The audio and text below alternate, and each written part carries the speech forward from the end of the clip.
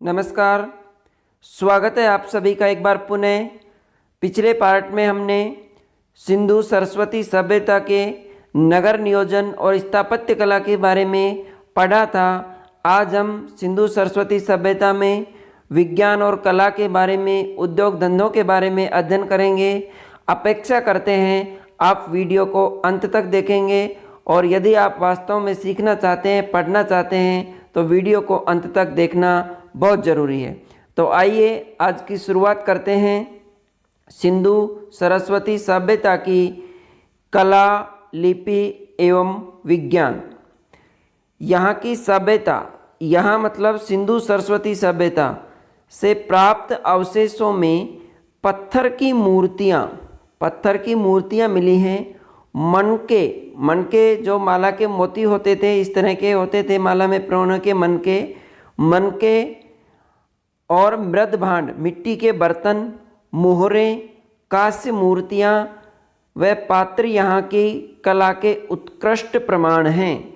कला की यदि बात करें तो क्या क्या मिले हैं, इनमें पत्थर की मूर्तियाँ मिली हैं, मनके मिले हैं, मृद भांड मिट्टी के बने हुए बर्तन मिले हैं, मोहरें मिली हैं जो मुद्रा के रूप में काम में ली जाती थी, कांसे की बनी हुई मूर्तियाँ मिली हैं, वह पात्र यहाँ की कला के उत्कृष्ट प्रमाण हैं। यहाँ से शैल खड़ी की योगी की मूर्ति मिली है। नर्तकी की कांस्य और मिट्टी दोनों की मूर्तियाँ मिली हैं। नृत्य करती हुई एक नर्तकी की मूर्ति मिली, वो दोनों तरह की थी, कांसे की बनी हुई भी और मिट्टी की बनी हुई भी। कांस्य मूर्ति की ऊंचाई 11 से 1/2 सेमी, 11.5 सेमी थी। जो कांसे की मूर्ति मिली थी उस मूर्ति की ऊंचाई कितनी थी? उसकी ऊंचाई थी 11.5 सेमी।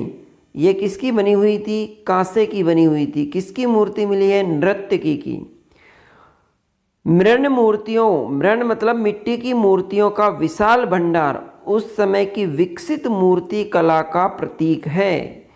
कुबड़दार बैल की मूर्तियां भी कला का प्रतीक है। कुबड़दार बैल की भी बहुत अधिक मात्रा में मूर्तियां मिली हैं। मोहरों पर किए गए चित्रण से हमें यहाँ के निवासियों की चित्रकला के प्रति रुचि की जानकारी मिलती है। किस व्यक्ति की किस तरह की रुचि है, उससे उसके पास जो तस्वीरें लगी होती हैं उनसे पता चलता है। उसके रूम में किस तरह की तस्वीरें लगी हुई हैं। तो यहाँ के जो मोहरों पर चित्र मिले हैं, अन्य चित्र मिले हैं, उनसे सिंधु सरस्वती सभ्यता के जो निवासी थे उनकी रुचि किस प्रकार की थी, इसका हमें पता चलता है। किससे? चित्रकला से पता चलता है। ये देखिए वृषभ का चित्र मिला है और ये मोहरों पर भी चित्र मिले हैं। ये वृषभ है, उसका चित्र मिला है वहाँ से सिंधु सरस्वती सभ्यता से। तो इससे हमें ये पता लगता है कि वो वृषभ पालते थे, वृषभ से परिचित थे। इस सब की जानकारी हमें इन चित्रों से मिलती है।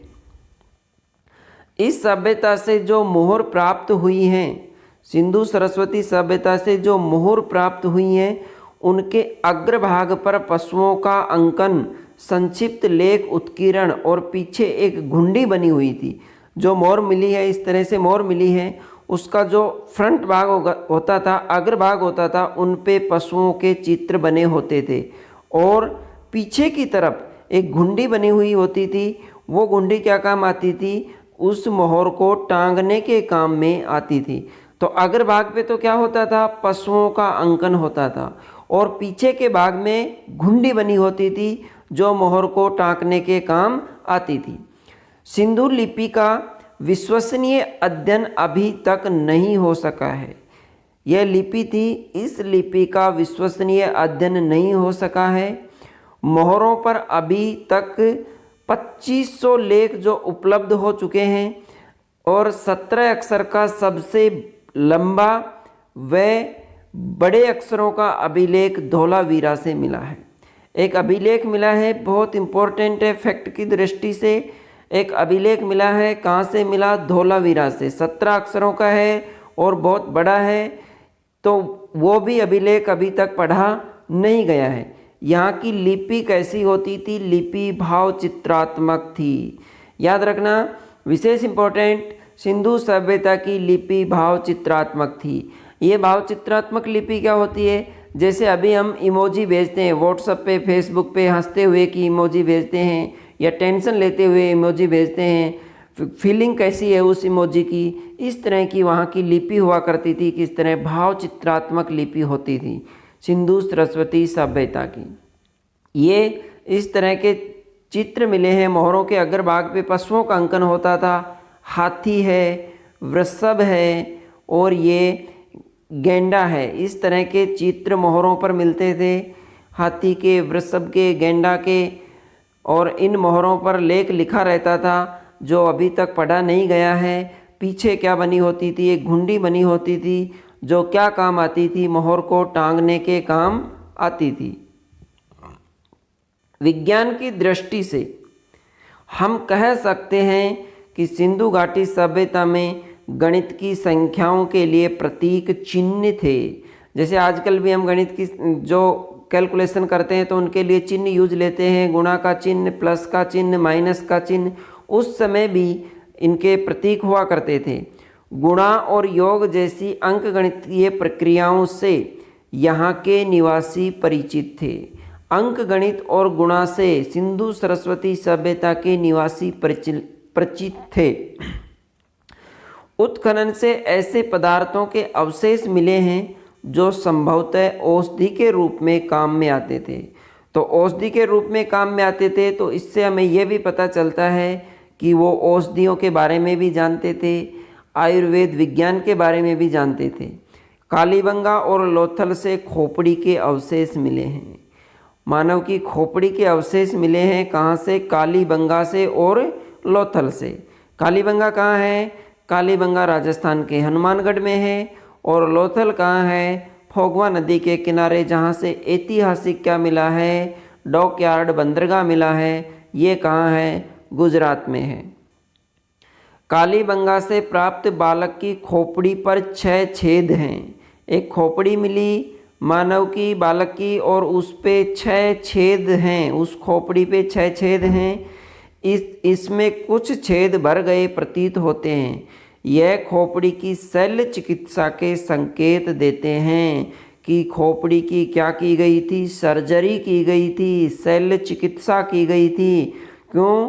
क्योंकि खोपड़ी पर क्या मिले हैं? छेद मिले हैं। उनमें से भी कुछ छेद भर गए थे। कहाँ से मिली ये खोपड़ी? ये मिली कालीबंगा से। धातु विज्ञान के तथ्यों से भी परिचित थे।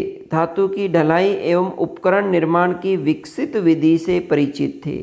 आज से 5000 साल पहले की हम बात कर रहे हैं सिंधु सरस्वती सभ्यता की, तो उस समय यहाँ के निवासी धातु विज्ञान से परिचित थे।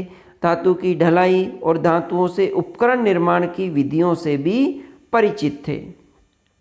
मोहनजोदड़ो से प्राप्त नर्तकी, एक नर्तकी की मूर्ति मिली है। कहाँ से मिली? मोहनजोदड़ो से। याद रखना, नर्तकी की मूर्ति कहाँ से मिली? मोहनजोदड़ो से। किसकी थी ये? कांसे की बनी हुई थी। और कितनी ऊंचाई थी? 11.5 सेंटीमीटर ऊंची थी ये। और कांस्य मूर्ति मिली दैमाबाद। ये मोहनजोदड़ो कहाँ है? मोहनजोदड़ो है पाकिस्तान में, सिंध प्रांत में, सिंधु नदी के किनारे स्थित है। दैमाबाद ये पुरास्थल महाराष्ट्र में है। तो दैमाबाद से रथ की आकृति के प्रमाण मिले हैं। कांसे की नर्तकी की मूर्ति कहाँ से मिली? मोहनजोदड़ो से। दैमाबाद से क्या मिला? दैमाबाद महाराष्ट्र से रथ की आकृति के प्रमाण मिले हैं। तो ये लोग रथ से भी परिचित थे। इससे हम यह अनुमान लगा सकते हैं। मिट्टी के बर्तन कुम्हार के चाक पर बनाए जाते थे। पकाने के लिए 2.1 मीटर की भट्टियों के अवशेष मिले हैं। ये लोग मिट्टी के बर्तन बनाते थे। किस पे बनाते थे? कुम्हार के चाक पे बनाते थे। आजकल भी इसी पे बनाए जा रहे हैं, बनाए जाते हैं। पकाने के लिए क्या होती थी? भट्टियाँ होती थी। पकाने के बाद उन पर गैरू रंग करके तुलिका से काले रंग की डिजाइन बनाई जाती थी। मिट्टी के बर्तन पक जाते थे। पकने के बाद उनके ऊपर कौन सा रंग करते थे? गैरू रंग करते थे। और गैरू रंग करने के बाद इन पे डिजाइन बनाए जाते थे तुलिका से। इस तरह से डिजाइन बना देते थे और वो डिजाइन बनाना भी ये जानते थे। ये मूर्ति है कांसे की बनी हुई। किसकी मूर्ति है ये? नर्तकी की। कहाँ से मिली है? अभी मैंने बताया था कहाँ से मिली है, मोहनजोदड़ो से। मोहनजोदड़ो से कांसे की बनी हुई नर्तकी की मूर्ति मिली है, जो कितनी ऊंचाई है? 11.5 सेंटीमीटर ऊंची है ये नर्तकी की मूर्ति, मोहनजोदड़ो से मिली। आर्थिक उपलब्धियाँ। सिंधु घाटी सभ्यता के वासियों की उन्नत कृषि व्यवस्था, पशुपालन, उद्योग धंधे एवं आंतरिक व बाह्य व्यापार के प्रमाण मिले हैं। कृषि व्यवस्था उनकी कैसी उन्नत अवस्था में थी, पशुपालन व्यवस्थित था और उद्योग धंधे थे, और आंतरिक और बाह्य मतलब अपने देश में भी और दूसरे देशों से भी व्यापार के प्रमाण मिले हैं। नवीन साक्ष्य से संकेत मिले हैं, जो नए एविडेंस प्राप्त हुए हैं उनसे हमें ये संकेत मिले हैं कि पहले माना गया था कि ये घोड़े से अपरिचित थे, लेकिन नवीन अवशेषों से पता लगा है कि इस सभ्यता के लोग घोड़े मिसप्रिंट हो गए, ये घोड़ा है, घोड़े से भी परिचित थे, और घोड़े के अवशेष सुरकोटड़ा और रणघुंडई से अवशेष मिले हैं। इम्पोर्टेंट फैक्ट के क्वेश्चन है, घोड़े के अवशेष कहाँ से मिले हैं? सुरकोटड़ा और रणघुंडई से घोड़े के अवशेष मिले हैं, और इनसे हम ये अनुमान लगा सकते हैं कि यहाँ के निवासी घोड़े से भी क्या थे? परिचित थे। एस.आर. राव के अनुसार रंगपुर व लोथल से घोड़े की मिट्टी की मूर्तियाँ मिली हैं। रंगपुर और लोथल दोनों जगह से घोड़े की मिट्टी की बनी हुई मूर्तियाँ मिली हैं, और सुरकोटड़ा और रणघुंडई से घोड़े के क्या मिले हैं? अवशेष मिले हैं।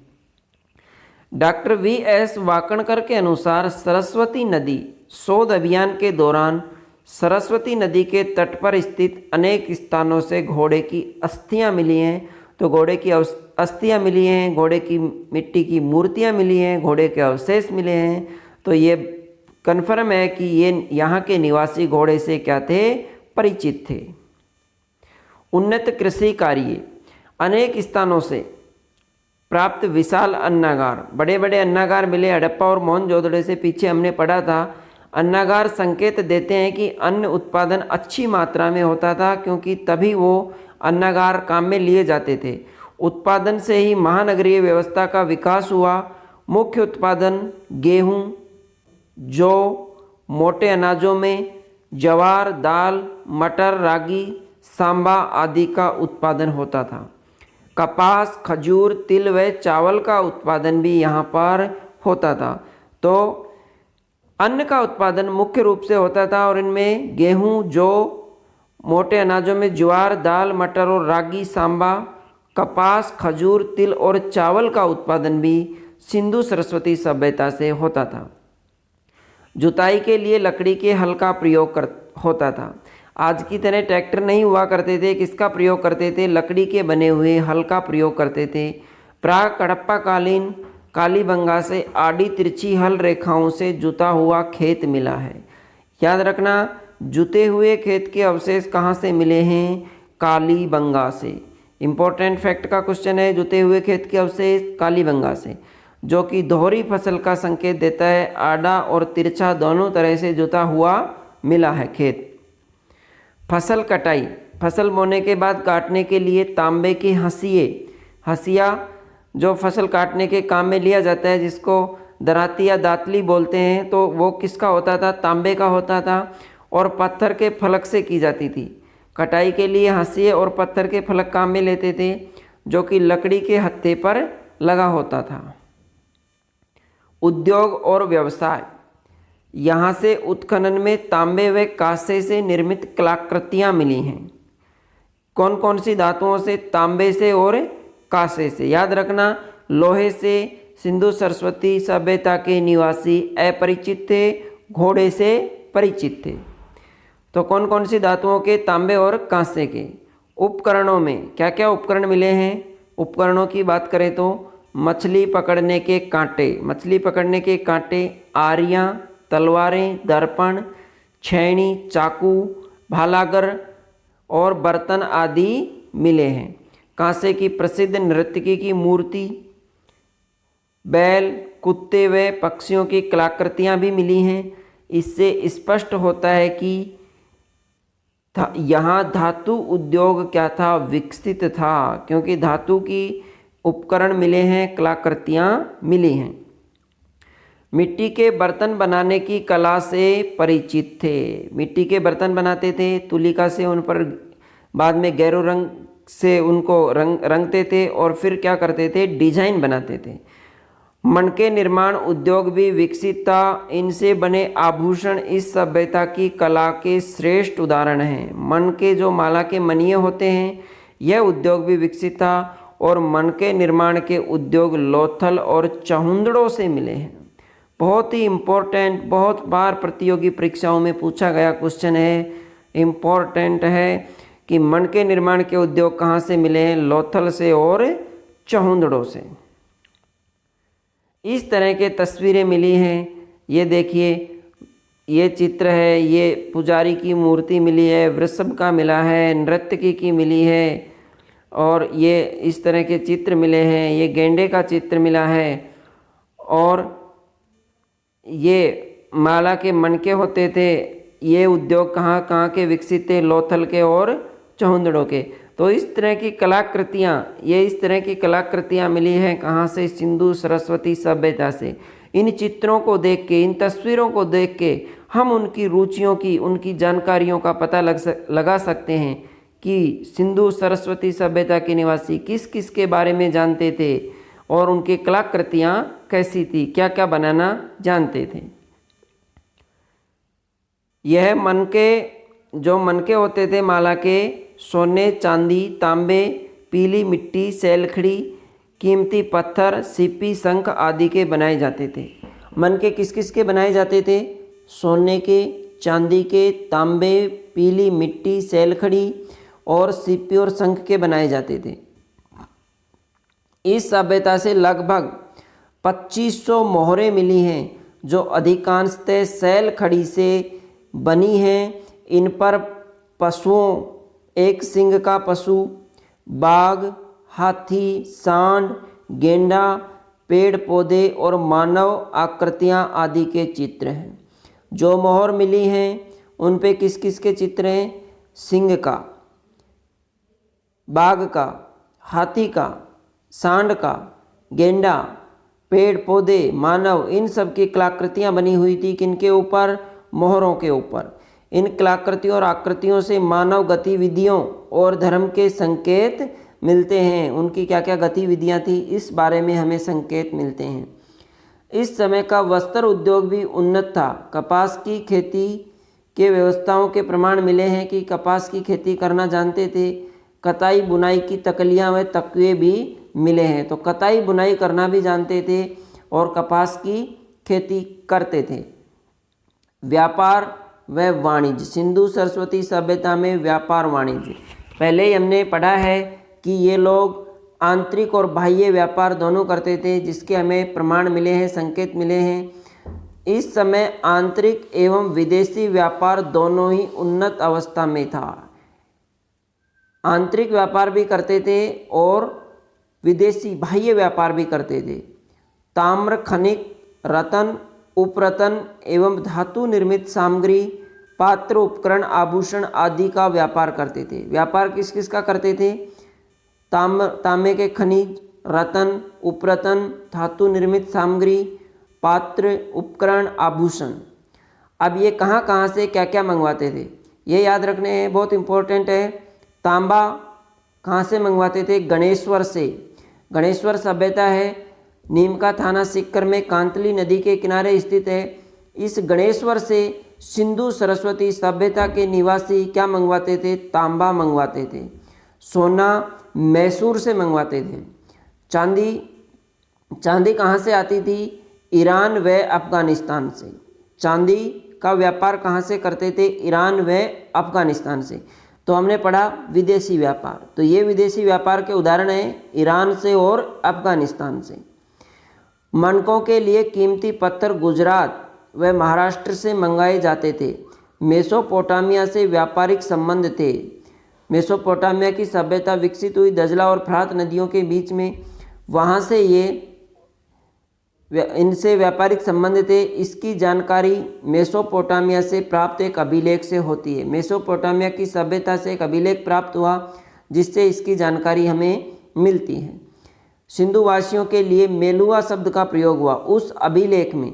कौन से अभिलेख में? जो मेसोपोटामिया से प्राप्त हुआ उस अभिलेख में एक शब्द का प्रयोग किया गया है, मेलुहा। और ये मेलुहा शब्द किसके लिए प्रयोग में लिया गया? उस अभिलेख में सिंधु वासियों के लिए लिया गया है। शब्द का प्रयोग हुआ। मेसोपोटामिया की विभिन्न नगरों से सिंधु सरस्वती सभ्यता की 24 मोहरें मिली हैं। कितनी मोहर मिली है? 24 मोहर मिली हैं। कहाँ से? मेसोपोटामिया के विभिन्न नगरों से। अब वहाँ से सिंधु सरस्वती सभ्यता की मोहरों का मिलना हमें यह संकेत देता है कि विदेशों से भी इनका व्यापार था। तो एक बार दोबारा देखते हैं। तांबा कहाँ से? गणेश्वर से। नीम का थाना सिक्कर, गणेश्वर सभ्यता। सोना मैसूर से। चांदी ईरान और अफगानिस्तान से। मनकों के लिए कीमती पत्थर क्योंकि गुजरात, महाराष्ट्र से 2 जगह से इनके अवशेष मिले हैं। मन के निर्माण के उद्योग मिले थे। मेसोपोटामिया से व्यापारिक संबंध थे, इसकी जानकारी वहाँ के एक अभिलेख से प्राप्त होती है। और कौन सा शब्द यूज में लेते थे? मेलुहा शब्द यूज में लेते थे। लोथल से, लोथल और चौंदड़ों से ही मन के निर्माण के उद्योग मिले हैं। लोथल से एक बटन के समान गोलाकार मोहर मिली है। ऐसी मोहरें बहरीन द्वीप, फारस की खाड़ी और मेसोपोटामिया के उपनगर से मिले हैं। लोथल एक बंदरगाह था और यहाँ से बटन के जैसी गोल मोहर मिली है। और ये मोहरें कहाँ पे चलती थी? बहरीन द्वीप में, फारस की खाड़ी में और मेसोपोटामिया के उपनगरों में। तो यहाँ की मोहर मिलना तो ये संकेत देता है कि इन देशों से भी इनका क्या था? व्यापार होता था। व्यापार के लिए वस्तुओं के विनिमय एवं माप तोल की निश्चित व्यवस्था थी। व्यापार किस में होता था? मुद्रा में नहीं होता था। किस में होता था? वस्तुओं विनिमय में। और माप तोल की भी निश्चित व्यवस्था थी। प्राप्त अवशेषों के आधार पर बाट के आकार घनाकार और गोलाकार था। बाट होते थे तोलने के लिए और उनका आकार कैसा होता था? घन जैसा गोल होते थे। बाट एक श्रृंखला में क्रम से बढ़ते थे। 1, 2, 4, 8, 16, 32, 64, 50 ग्राम, 100 ग्राम, 200 ग्राम इस तरह के नहीं होते थे। 1, 2, 4 इस तरह से बाटों का क्रम होता था एक बढ़ते हुए क्रम में। सामाजिक जीवन की प्रमुख विशेषताएं। अब हम सिंधु सरस्वती सभ्यता के सामाजिक जीवन के बारे में पढ़ेंगे कि उनका सामाजिक जीवन कैसा था, सामाजिक जीवन की क्या क्या विशेषताएं थी।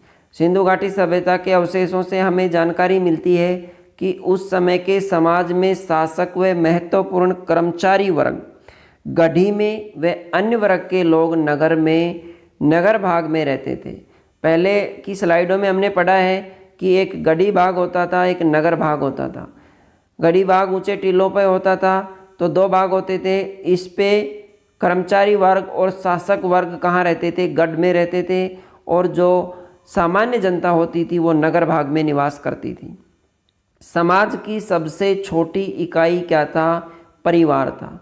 मातृ देवी की मिट्टी की प्राप्त मूर्तियों से समाज में नारी का महत्व व परिवार के मातृ सत्तात्मक होने की जानकारी मिलती है। बहुत इम्पोर्टेंट है। सिंधु सरस्वती सभ्यता का समाज कैसा था? मातृ सत्तात्मक परिवार हुआ करते थे। क्यों? इसका अनुमान किससे लगाया जाता है? क्योंकि जितनी भी मृण्मय मूर्तियाँ मिली हैं, मिट्टी की मूर्तियाँ मिली हैं, वो महिलाओं की मिली हैं, पुरुष की मूर्तियाँ बहुत कम मिली हैं। तो इससे हमें मातृ देवी की मिट्टी की मूर्तियाँ मिली हैं। तो इससे यह अनुमान लगा सकते हैं कि वहाँ का परिवार, वहाँ का समाज मातृ सत्तात्मक थे। सूती वस्त्रों के प्रमाण भी मिले हैं। यहाँ के स्त्री एवं पुरुष, यहाँ सिंधु सरस्वती सभ्यता के स्त्री एवं पुरुष दोनों ही आभूषण प्रेमी थे। दोनों के दोनों आभूषण प्रेमी थे। आभूषण पहनते थे कौन? आभूषण पहनते थे कौन? सिंधु सरस्वती सभ्यता के निवासी, स्त्री भी और पुरुष भी। मनकों द्वारा बने यहाँ के आभूषण काफ़ी प्रसिद्ध थे। एक मुद्रा पर ढोलक का चित्र सिंधु घाटी सभ्यता वासियों के वाद्य कला में रुचि का प्रमाण है। और आखेट व संगीत के भी प्रमाण मिले हैं। एक चित्र मिला है जिस पे ढोलक का चित्र है, तो वो ये हमें जानकारी देता है कि कला में भी इनकी रुचि थी, वाद्य में भी रुचि थी। आखेट और संगीत के प्रमाण भी मिले हैं कि ये शिकार भी खेलते थे और संगीत गाना बजाना भी जानते थे। धार्मिक जीवन की उपलब्धियाँ। अब इनका धार्मिक जीवन किस तरह का था? वृक्ष, जल एवं पशु पूजा। वृक्षों के भीतर रहने वाली आत्मा के रूप में वृक्ष पूजा का इस समय प्रचलन था। वो मानते थे कि वृक्षों में आत्मा निवास करती है और वृक्षों की पूजा की जाती थी। एक मोहर मिली है।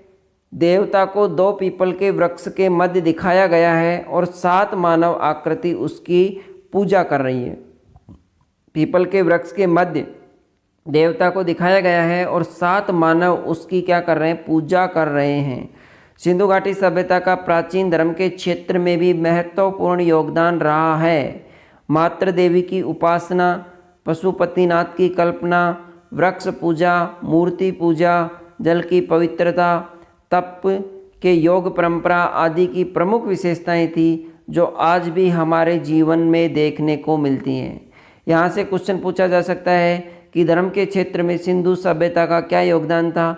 तो वहाँ पे मातृ देवी की उपासना होती थी, पशुपतिनाथ की कल्पना की गई है, वृक्षों की पूजा, मूर्ति पूजा, जल की पवित्रता वो लोग करते थे जो आजकल भी हमारे जीवन में देखने को मिलती हैं। हड़प्पा से प्राप्त एक मूर्ति के गर्भ से एक पौधा निकलता हुआ, संभवतः यह पृथ्वी माता का रूप है। एक मूर्ति है, उसके गर्भ से एक पौधा निकल रहा है, तो ये पृथ्वी माता का रूप दिखाया गया है। सिंधु घाटी सभ्यता से प्राप्त एक मुहर पर एक पुरुष आकृति पद्मासन में बैठी है, पद्मासन लगा के बैठी है। इससे यह अनुमान लगा सकते हैं कि वो योग करना भी जानते थे। और इसके एक तरफ हाथी, बाघ, दूसरी तरफ भैंसा और गेंडा, और नीचे क्या है? हिरण है, चित्र में दिखाया गया है। अन्य मोहरों में योगी मुद्रा में व्यक्ति, अन्य की आकृति त्रिमुखी एवं त्रिश्रंगी है। नाग की पूजा करते हुए भी दिखाया गया है। तो इस तरह से वो योगासन, पद्मासन में आकृति मिली है तो योग के बारे में भी जानते थे। त्रिमुखी आकृतियाँ मिली हैं तो योगी मुद्रा के हमें प्रमाण मिले हैं। तप, योग और यज्ञ। कालीबंगा, बनावली, राखीगढ़ी एवं लोथल से खुदाई में अग्नि कुंड व अग्नि वेदिकाएँ मिली हैं। अग्नि कुंड के अवशेष मिले हैं। कहाँ से? कालीबंगा, हनुमानगढ़, बनावली हरियाणा हिसार में, राखीगढ़ी भी हरियाणा में, लोथल गुजरात से। तो इनसे अग्नि कुंड और अग्नि की वेदिकाएँ मिली हैं। तो इससे ये अनुमान लगाते हैं कि वो यज्ञ और हवन भी करते थे। पद्मासन में बैठे योगेश्वर की मूर्ति मिली है। इसके अलावा भिन्न भिन्न योगासन मुद्रा में मिट्टी की कई मूर्तियां मिली हैं। एक नहीं, अनेक मूर्तियां मिली हैं। यहाँ से प्राप्त मोहरों पर एक सींग वाले वृषभ का काफ़ी चित्रण मिलता है। इसके अलावा कुबड़दार बैल, बिना कुबड़दार बैल, बाघ व हाथी का चित्रण मिलता है। ये चित्र भी मोहरों से मिलते हैं। पशुओं की देव रूप में पूजा होने लगी। विभिन्न पशुओं देवताओं के वाहन के रूप में प्रसिद्ध हुए और मोहनजोदड़ो से प्राप्त विशाल स्नानागार इस सभ्यता की जल की पवित्रता एवं स्नान ध्यान की परंपरा का प्रतीक है। वो पशु पूजा करते थे, वृक्ष पूजा करते थे। आज भी हम पशुओं की पूजा करते हैं। विभिन्न देवी देवताओं के वाहन पशु हैं, उनकी पूजा करते हैं और वो आज हमारे समाज में प्रचलित हैं। मोहनजोदड़ो से जो विशाल स्नानागार मिला, इस सभ्यता की जल की पवित्रता, सार्वजनिक स्नान ध्यान की परंपरा का प्रतीक है। राजनीतिक जीवन। अब यहाँ के निवासियों का राजनीतिक जीवन कैसा था? यद्यपि यहाँ की राजनीतिक व्यवस्था की स्पष्ट जानकारी नहीं मिलती है कि किस तरह लोकतंत्रता, गणतंत्रता, राजतंत्रता किस तरह की व्यवस्था थी, कोई जानकारी हमें नहीं मिली है। सिंधु सरस्वती वासियों की मूल रुचि व्यापार करना थी। व्यापार के संकेत मिले हैं, प्रमाण भी मिले हैं और आंतरिक और बाह्य व्यापार दोनों के प्रमाण मिले हैं। प्रशासनिक दृष्टि से साम्राज्य के 4 बड़े केंद्र रहे होंगे। 4 बड़े केंद्र थे कौन कौन से? हड़प्पा, मोहनजोदड़ो, कालीबंगा और लोथल। व्यापारिक दृष्टि से, प्रशासनिक दृष्टि से 4 प्रमुख बड़े केंद्र थे, हड़प्पा, मोहनजोदड़ो, कालीबंगा और लोथल। सुव्यवस्थित नगर नियोजन, स्वच्छता, जल संरक्षण आदि प्रतीकों से प्रतीत होता है कि पूर्ण एवं कुशल राज्य सत्ता नियंत्रण के प्रमाण मिले हैं कि राज्य सत्ता कुशल और अच्छा नियंत्रण था उसका। व्यवस्थित नगर पालिका प्रशासन के भी संकेत मिले हैं। नगर पालिकाओं के प्रशासन था और अस्त्र शस्त्र अधिक मात्रा में नहीं मिले।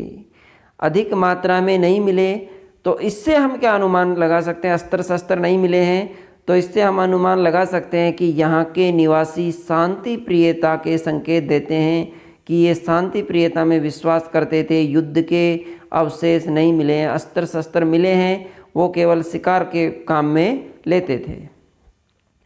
सुव्यवस्थित नगर नियोजन, स्वच्छता, जल संरक्षण, ये दोबारा से रिपीट हो गए यहाँ तक।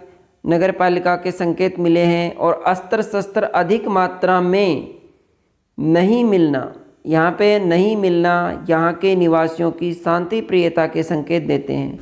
हथियारों में क्या क्या मिले? कांसे की आरी, तांबे की तलवार, भाले के अग्रभाग, कटारें, चाकू और बाणागर, ये यहाँ से हथियारों के रूप में प्राप्त हुए हैं। भारतीय सभ्यता के प्रमाण हमें उस समय की विदेशी संस्कृतियों में भी देखने को मिलते हैं। इससे व्यापारिक संबंधों के साथ ही सांस्कृतिक संबंध भी थे। विदेशों से भी सिंधु सरस्वती सभ्यता के सांस्कृतिक संबंध भी थे, व्यापारिक संबंध भी थे। भारत की तरह क्रीट में भी मातृ पूजा का प्रचलन था। जिस तरह मृण मूर्तियाँ मिली हैं तो मातृ पूजा का प्रचलन क्रीट की सभ्यता में भी था। मोहनजोदड़ो में भेड़ की आकृति में दाढ़ी बताई है। भेड़ की जो आकृतियाँ मिली हैं उनके अग्रभाग में दाढ़ी है मुंह के पास। तो सुमेर और बेबीलोन में भी बैलों में दाढ़ी बताई है जो दोनों में समानता दर्शाती है। हड़प्पा की तरह सुमेरवासी अपने केसों को फीतों से बांधते थे। हड़प्पा के और सुमेरवासी दोनों अपने जो बाल होते थे, केस होते थे, उनको फीतों से बांधते थे। हड़प्पा की तरह मिस्र की कब्रों से लघु मक्खी की आकार की गरियाँ प्राप्त हुई हैं, कब्रों से मिले हैं ये, हड़प्पा से भी और मिस्र से भी। इस प्रकार हम कह सकते हैं कि हमारी सभ्यता संस्कृति का प्रभाव अति प्राचीन काल में ही विश्व की अन्य संस्कृतियों पर था, विदेशों में था। विदेशों में भारतीय संस्कृति और सभ्यता का प्रभाव था। अब आज के वीडियो के इम्पोर्टेंट फैक्ट के क्वेश्चन हैं जो प्रतियोगी परीक्षाओं की दृष्टि से, बोर्ड एग्जाम की दृष्टि से विशेष हैं। सबसे पहला क्वेश्चन, सिंधु सरस्वती सभ्यता के किस पुरास्थल से 17 अक्षरों का सबसे लंबा बड़े अक्षरों का अभिलेख मिला है? अभिलेख कहाँ से मिला? यहाँ की लिपि कैसी थी? सिंधु सरस्वती सभ्यता की लिपि कैसी थी? इमोजी का नाम लिया था मैंने। तीसरा है, सिंधु सरस्वती सभ्यता के किन पुरास्थलों से घोड़े के अवशेष मिले हैं? 2 प्रमुख पुरास्थल थे जहाँ से घोड़े के अवशेष मिले हैं। किस सभ्यता के निवासी सिंधु वासियों के लिए मेलुहा शब्द का प्रयोग करते थे? एक अभिलेख मिला, उसमें क्या लिखा हुआ था? मेलुहा। प्रशासनिक दृष्टि से साम्राज्य के 4 बड़े केंद्र कौन कौन से पुरास्थल थे? ये पिछली स्लाइड में ही था। सिंधु सरस्वती कालीन प्रमुख उद्योगों का वर्णन कीजिए। उद्योग कौन कौन से थे? और सिंधु सरस्वती सभ्यता की मोहर निर्माण कला की विशेषता बताइए, क्या क्या विशेषता थी? किस तरह से किन किन की मोहरें बनाई जाती थी? क्या क्या उन पे चित्र होते थे? ये सब विशेषताओं का वर्णन करना है। तो आज के वीडियो में इतना ही। यदि आपको वीडियो पसंद आया है तो वीडियो को लाइक करना, अन्य विद्यार्थियों तक वीडियो को शेयर करना और अनवरत रूप से अपने अध्ययन को जारी रखना। यदि अभी तक आपने चैनल को सब्सक्राइब नहीं किया है तो चैनल को सब्सक्राइब करना। वीडियो बनाते ही, अपलोड होते ही आपको नोटिफिकेशन मिल जाएगा। आज के लिए इतना ही। नेक्स्ट वीडियो में फिर मिलते हैं। धन्यवाद।